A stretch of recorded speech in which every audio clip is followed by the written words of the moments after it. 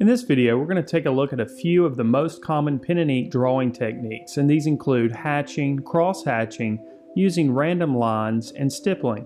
So let's take a look at each one individually, starting with hatching. For each one of these techniques, we're going to draw a sphere. Because a sphere is a rounded three-dimensional form, it'll allow us to create gradations or slow changes in value from dark to light. With hatching, we're going to create uniform lines. Generally, these lines go in the same direction, although sometimes these lines can change direction and follow the cross contours of the object that's being drawn. In this case, we're just going to create horizontal lines. For any subject that you draw, you should always consider the light source. In this case, the light source is originating from the upper left-hand side. This means the value will be darker on the lower right portion of the sphere. To make the value appear darker, we'll add more horizontal lines. By placing lines in between the original lines that we drew, the value is perceived as being darker. The white space of the paper will play an important role. Balancing the amount of black lines and the white paper that is allowed to show through will allow us to create grays.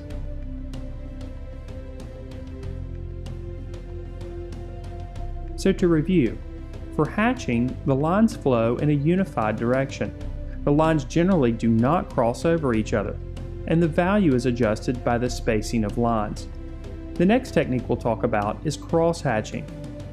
Here again, we'll use cross-hatching to determine the form and the illusion of the light source in the image. Cross-hatching will begin just as hatching did by creating horizontal lines. Just like with cross-hatching, these lines do not have to be horizontal or vertical or even diagonal. They may flow over the cross contours of the object. Next, we'll create additional lines over the top of the horizontal lines. The greater the frequency of lines that are added, the darker the value becomes. Here again, our light source is originating from the upper left-hand corner. This means the lower right portion of the sphere will be darker in value.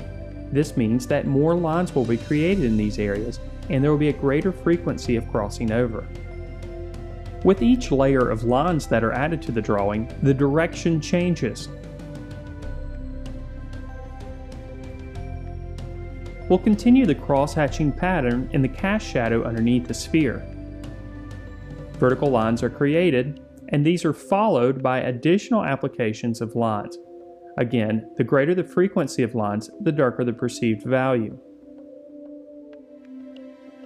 So to review cross-hatching, lines cross over each other, and the greater frequency of lines produces darker values.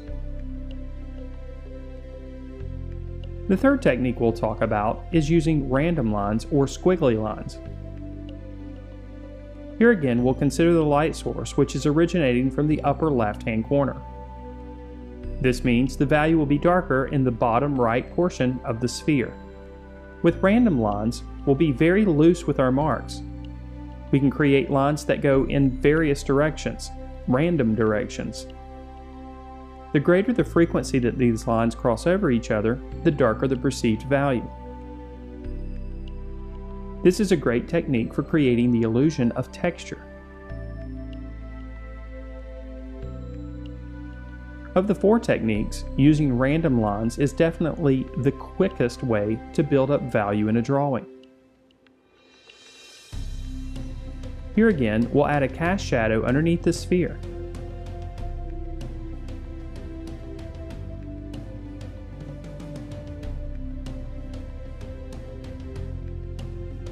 So to review random lines, the lines will cross over each other, and like with cross-hatching, the greater the frequency of lines, the darker the value. The fourth technique we'll discuss is called stippling. Stippling occurs when small countless dots are added to a drawing in order to create the value range. The closer the dots are made to each other, the darker the perceived value. Just like the other three examples, we'll consider the light source. And here again, in this fourth example, the light is originating from the upper left-hand side. This means the value will be darker in the lower right portion of the sphere. To create this illusion, we'll add more dots with a greater frequency of dots in the lower right-hand portion of the sphere.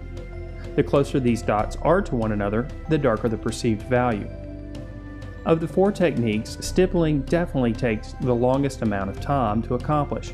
However, it gives the artist the greatest control over the range of value. Slow gradations or changes in value are easily accomplished using this technique.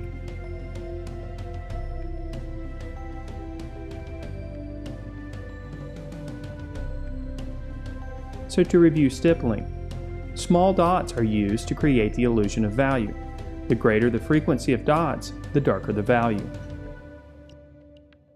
No matter what pen and ink technique you choose to use, it's best practice to pick a technique and stick with it throughout the entire drawing to create harmony and unity in the piece.